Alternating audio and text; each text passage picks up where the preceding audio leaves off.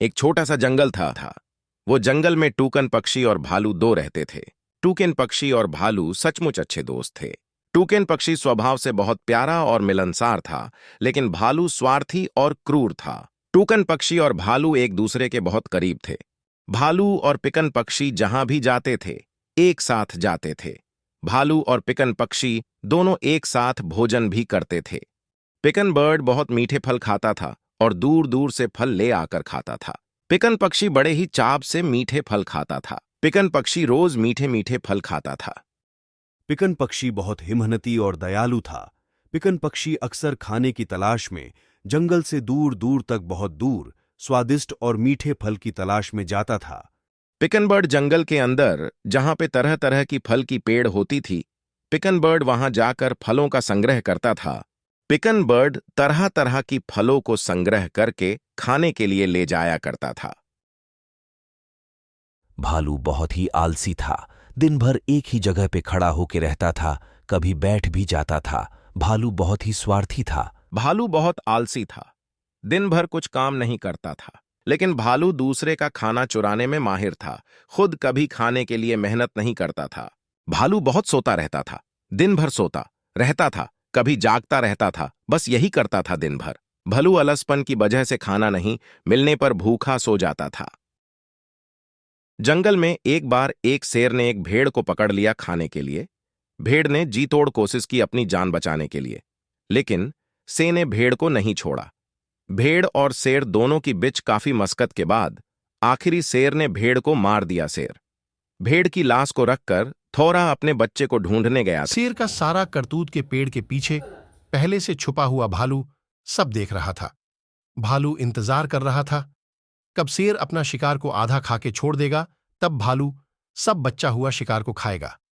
लेकिन उल्टा हो गया, शेर अपना शिकार को न खाए ही छोड़ दिया। तब भालू ने शेर के शिकार को चुरा के ले गया। भालू शिकार को धीरे धीरे दूर ले गया। धीरे फिर भालू भेड़ की लाश को अपनी औरत को पास गया। फिर भालू और भालू की पत्नी दो ने भेड़ की मांस को उत्सुकता से खाया और भेड़ का पूरा मांस खा लिया और भेड़ का कंकाल छोड़ दिया। जब बाघ फिर से शिकार स्थल पर लौटा जहां उसने भेड़ का शिकार किया, लेकिन उसे भेड़ का शव नहीं मिला, तो वह क्रोधित हो गया और चिल्लाया।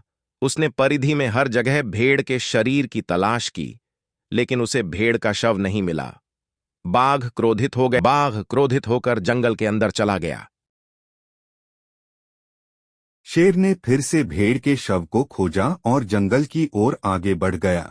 फिर एक दिन जंगल में एक तेंदुआ एक बकरी को मार के उसका मांस खा रहा। तेंदुए ने बकरी के सिर को अलग कर दिया और उसने बकरी के सिर को खाना शुरू कर दिया, बहुत आक्रामक रूप से।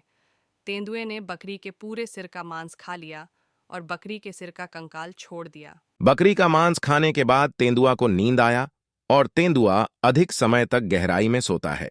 तेंदुए के सोने के बाद भालू धीरे धीरे तेंदुए के शिकार के पास आया और धीरे धीरे बकरी को अब फिर भालू ने बकरी की खाल फाड़ दी, डाला और भालू की पत्नी दो ने बकरी का पूरा मांस खाया और बकरी का कंकाल छोड़ दिया।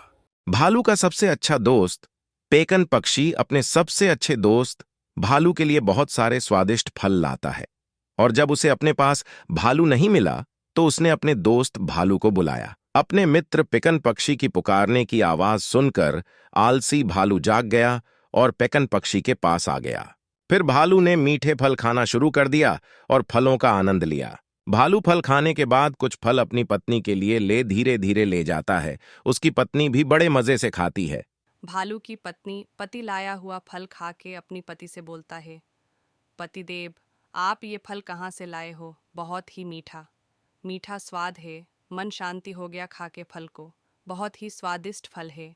फिर नरभालू उसकी पत्नी को बोला, नहीं भाग्यवन, ये फल सब मुझे मेरा दोस्त ला करके देता है, मेरा दोस्त बहुत अच्छा है। फिर भालू की पत्नी बोला, अगर ये फल आपका दोस्त रोज खाता है तो फिर उसका मांस कितना मीठा होगा।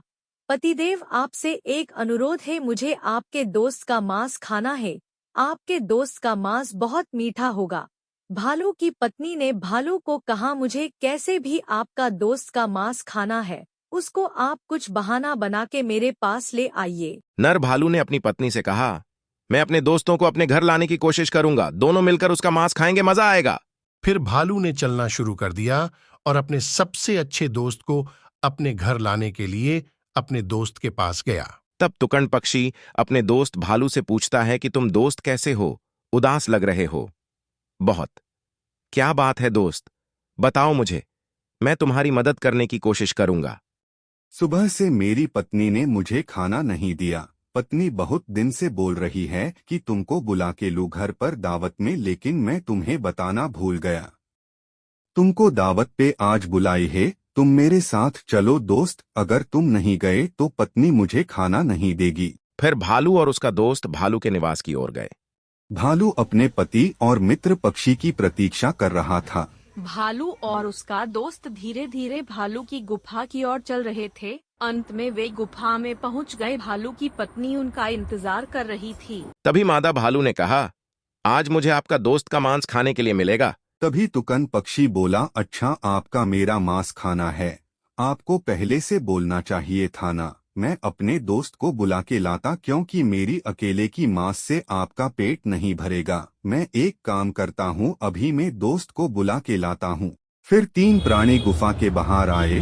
तुकन पक्षी बोला, मैं अभी जा रहा हूँ, कल मुझे बुलाएगा, फिर अपने दोस्त के साथ आऊंगा। फिर अगला दिन सुबह भालू फिर तुकन पक्षी को बुलाने गया। फिर से भालू ऊपर की ओर देख के टुकन बर्ड से बोला, चलो दोस्त, दूसरे दोस्त के साथ मेरी घर, मेरी पत्नी आपका इंतजार कर रही है। तभी तुकन पक्षी भालू से कहा, तुम भालू नहीं उल्लू हो, भला कोई मत के मुंह पे दोबारा जाएगा? तुम धोखेबाज दोस्त हो, आज से दोबारा यहां मत आना। जंगल में एक दिन फिर एक बाघ ने एक हिरण का सीकर किया। शेर हिरण का शिकार करके इधर उधर देख रहा था, कहीं कोई दूसरा शिकारी तो आसपास नहीं है। फिर शेर को तसल्ली हुआ और वो मदा शेर को बुलाने के लिए धीरे धीरे आगे बढ़ता चला गया। वहां पे